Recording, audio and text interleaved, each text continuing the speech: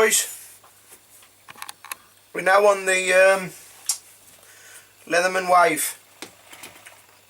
What I've done, I've just burnished the edges. I'll probably spend a bit more time on the flat, but you know, I've just got these done. We've got our belt loop, look, we sorted out in the previous video, I'm sure we did. What I've done is I've lined this out, we've placed it on there, I've skived it down as I always do.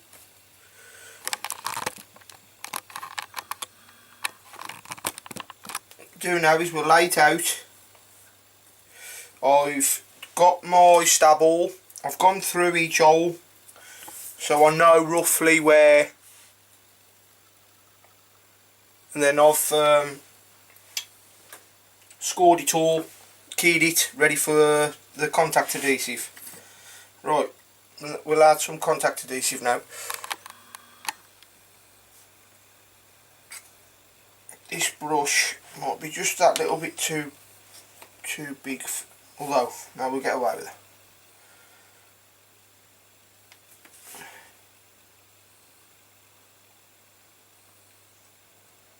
Not too much. You don't want it oozing out the sides. That's the last thing you want. All this hard work then you've done is wasted. Make sure you're doing it on the right side. Like I've said before, a lot of this contact adhesive it does aid with keeping things together, but it's mainly, for me, more than anything else, it's the stitching that holds my leather goods together. It's just to hold it into place while I'm doing it. It just makes life a lot easier. It's the stitching that keeps everything where it should be, and you know, the strength. Is this needed? Probably not. You can get away without doing it, but it does keep stuff down. It stops corners lifting, and but more importantly for me, it aids me in keeping stuff where I need it to be for when it comes to gluing.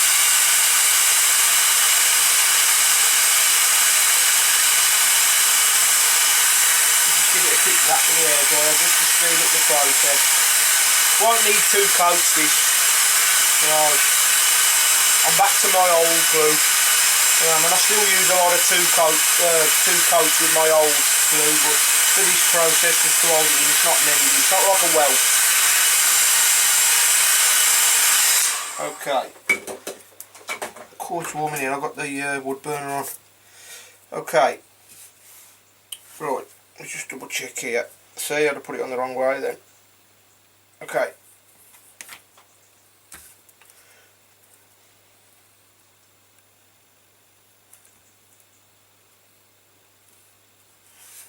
Sorry guys, I'm going to have to just, if I take you out of shot, I'm sorry, I've got to just try and centre this up and make sure it's right before I set it. Because I don't want his belt loop canted, you know, I want that. Okay.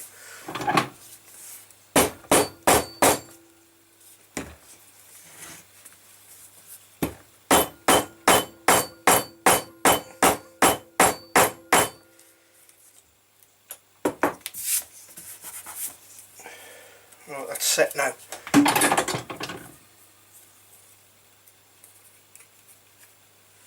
Okay, right, what we'll do now is, I'll need that again in a minute, but just pop the lid on for now.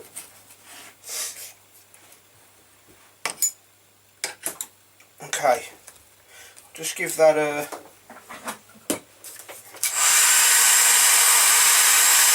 few minutes to set.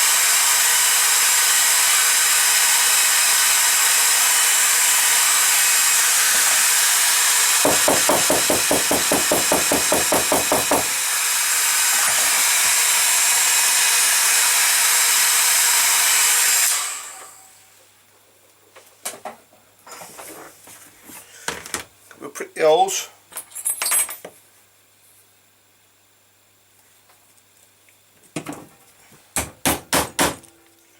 Okay.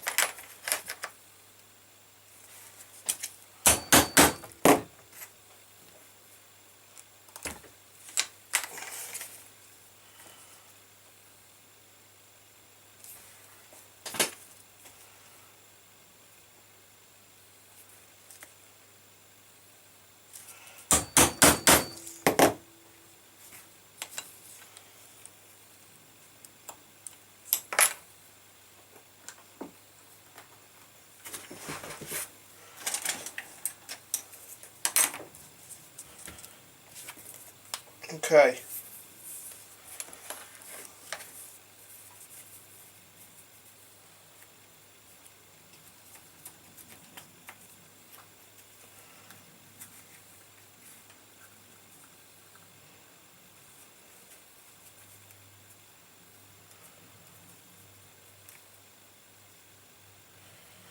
Great stuff. Okay, right. Take my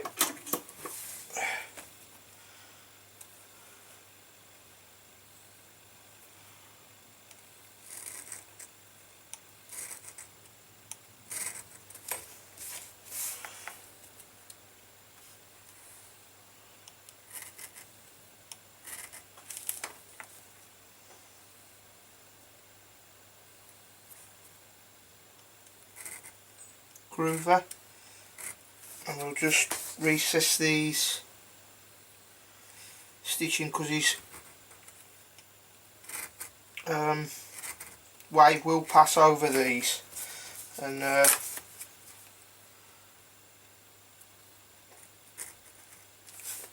just helps just to keep them stitching so they're not, I mean I will bash them down with the smooth faced hammer, but you know, by doing that it will just help an awful lot with getting them right down. Okay, what I'm going to do is I'm going to cut you off there for now because I'm just going to go and I'm going to try and get a little maker's mark on this. Okay, I'll be back in a minute. Okay guys, right, this is as always tiger thread. This is Havana, so I'm going to use this today instead of the black. We'll pull off what we need. 1, 2 and a half should do it. It's more than enough here, it's probably too much, but always better to have that bit more than not enough.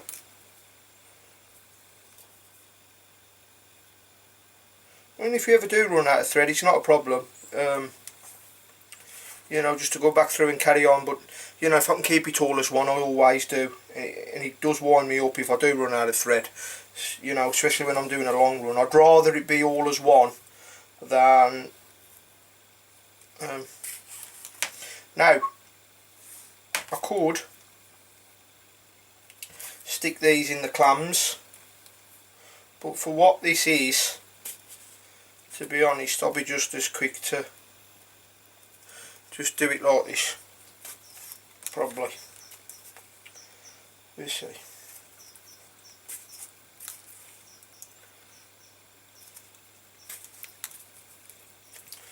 Okay, you get the idea. I'll do this and I'll bring you back, and we'll do this bit then. Okay guys, right, this is as always tiger thread. This is Havana, so I'm going to use this today instead of the black. We'll pull off what we need. 1, 2 and a half should do it. It's more than enough here, it's probably too much, but always better to have that bit more than not enough.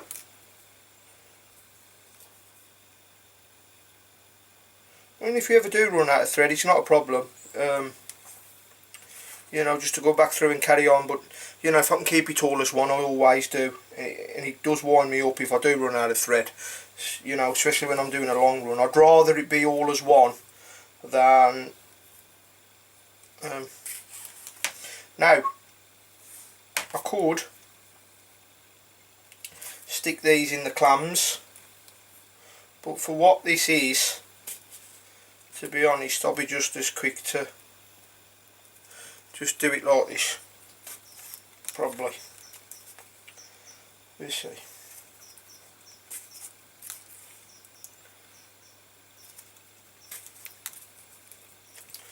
Okay, you get the idea. I'll I'll do this and I'll bring you back.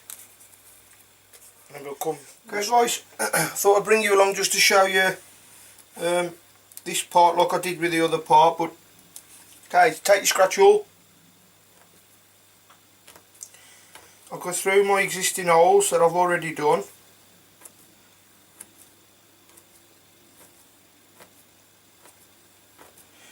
And then when you take that away, you'll have your little holes.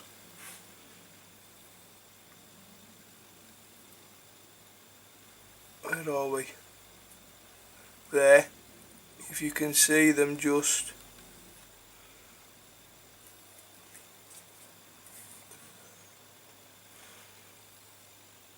There we go. And then what we can do then is we can use the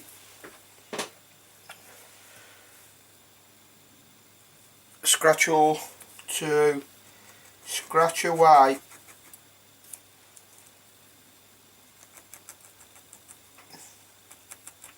inside those holes. Then we know then, you know, if you go over them holes, you know you're gonna see it. With this type of leather pre-dyed, you know you do need to do this a bit more than you do with the normal veg tan. You know, get that, especially with this having it, it's got that water resistant coating on it. You know, it'll just help keep just that bit more.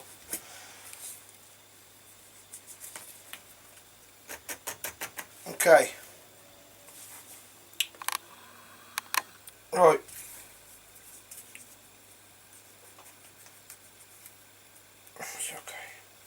Okay, so what we'll do now is we'll get the contact cement again.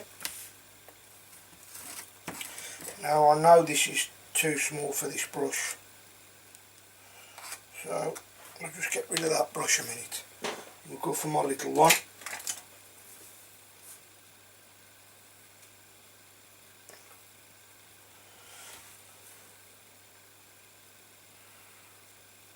Because the last thing you want when you're doing this stuff, and it's unsightly and I hate it, is to see that glue oozing out the sides. It's really unprofessional. If you just take your time, you know, if you do put a bit of much on, I hope you can see what I'm doing here. Just keep working your brush round and just lift it off. And the big key with that is as well, it's letting your glue dry to tacky till it's really tacky. Where people go wrong is they're probably not putting too much on, but the mistake that they're making is when they do press the leather goods together and it does ooze out the sides, is they're probably not letting it dry enough before they set the two pieces together. You know, because there's quite a lot of glue on there, but you just got to be patient and let it dry. I mean, I use this because, you know, I have so much to do. It just speeds the process up. If I was just doing one project, I'd let it dry naturally. You know, I'm working sometimes on 4 or 5 items at a time, and this just speeds things up a bit for me, but doesn't make the glue any better or stick any better, or don't think that. It just speeds up the drying process. Other leathersmiths, I know what they do, rather than use a hairdryer, they have, like I've got down there, well you can't see, is a fan. You just stick your item under your fan, blowing the cold air for you know, 4 to 5 minutes, and that'll help speed it up. Or just have patience and just let it dry naturally. It don't take too long. Whoops. Okay, so we'll set this now. Make sure you're roughly in, you know, in centre.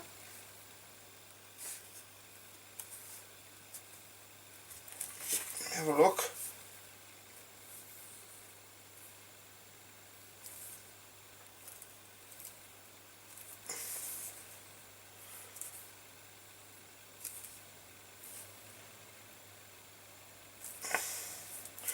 Okay, we'll set that.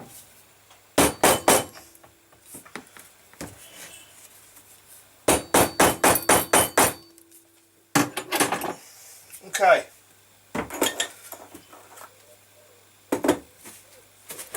We'll pull off the... Oh, what did I use for these now? If I remember right. It was that one. That one. That one. And the one in the middle. That's it. Okay. Right, we need to set these... Set the holes now. Now we'll go through...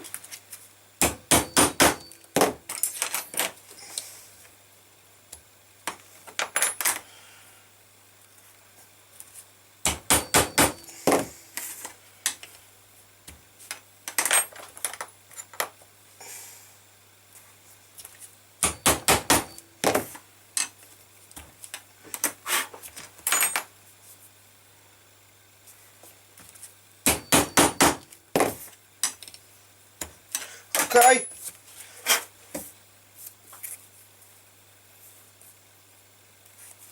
Same again. Your freehand stitch screw that. And you can either, if you get quite okay with it, freehand it or use the ruler. I mean, it's not critical here because it's right inside the sheath. Obviously, as always, try and get it as neat as possible, but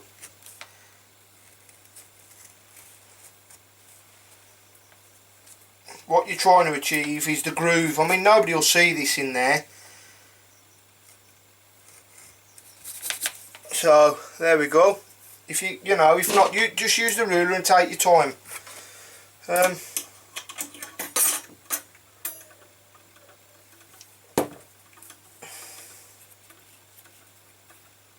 Okay, we'll take our thread,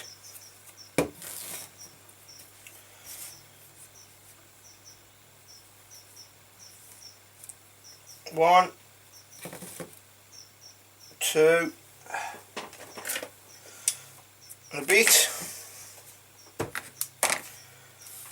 get our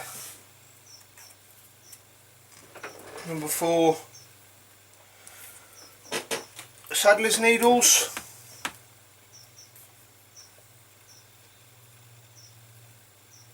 thread it. Right guys, I did decide to glue these in. I nearly forgot to press it. Right, all I've done is put the glue, as you can see, down the sides.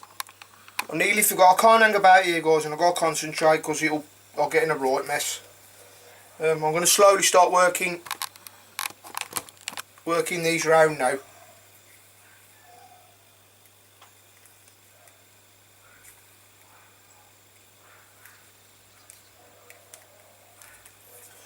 Guys, I'm going to have to come guys, we're still here. Bloody nightmare, that dog of mine. It really is.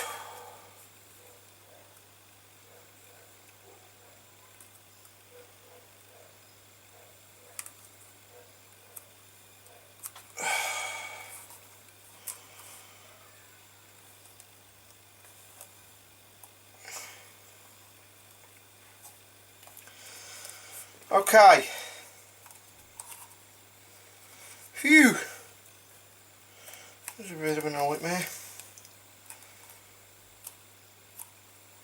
I think I probably will put one more hole up there, but I'll do it as I'm coming around.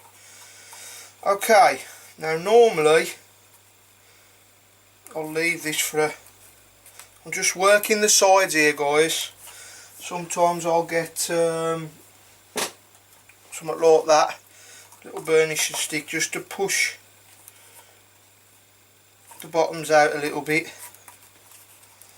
And yeah, I don't normally do this neither until I know it's all settled, but I just want to double check. Oh nice, very nice. Okay. Right, So there we are.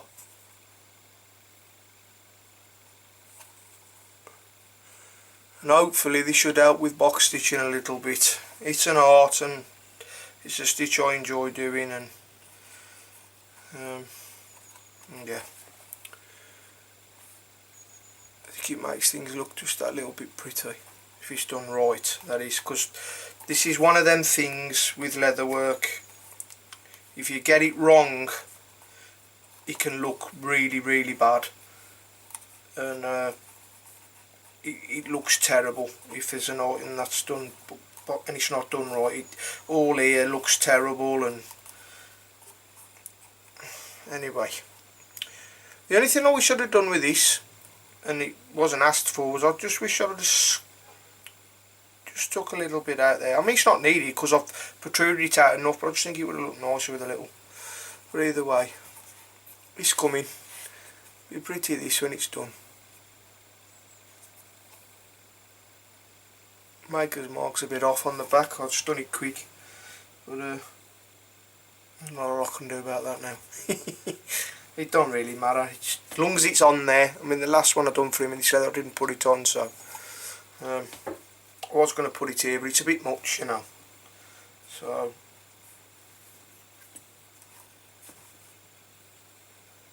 looks a bit bonky anyway with it like that, you know. It's just put on. Okay, I'm going to just get the hairdryer on this, guys,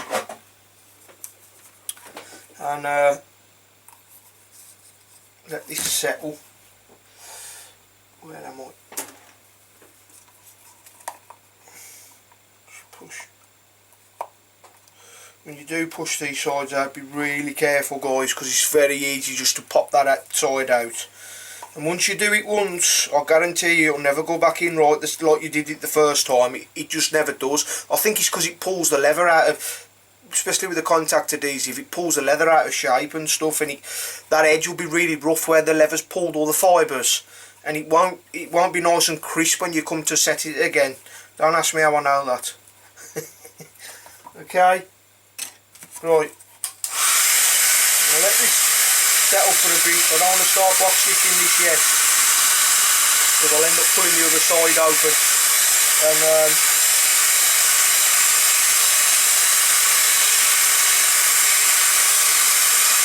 we'll go from there. Okay. So guys, hope all's well. Thought I'd share this with you. I'll add this on to the end of the video. The little box stitch case is all done. I didn't bring you along for the box stitching, as I've done a lot of the box stitching with the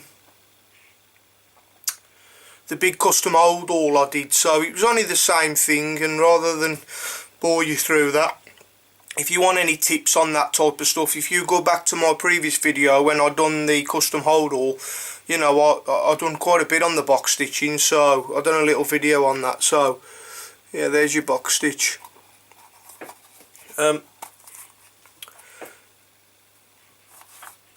There we go.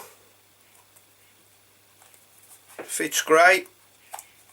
Just enough, you're not fighting with the tab to put it on. Hope you like that, guys. It's my little maker's mark. Just plonked on. With the bridle leather. 4mm bridle. Anyway, hope you like that. I've got some pictures to do of this one and the big one. I've had a new phone come yesterday, and it's the new iPhone, and it was just an upgrade. So what I've got to do is, I'm supposed to be doing that buffalo belt today, but I haven't got a case for this, and I had a quick look yesterday for cases for this iPhone 5S, I think it is, and there was nothing out there that I really liked. I tell lies, there was one that I really liked. I think it was iLife or Life Proof, or there was another one out there. They were £90, and the other one I really liked was £130, and I just can't warrant spending that kind of money on a phone case. So, you know, I made my case for my phone.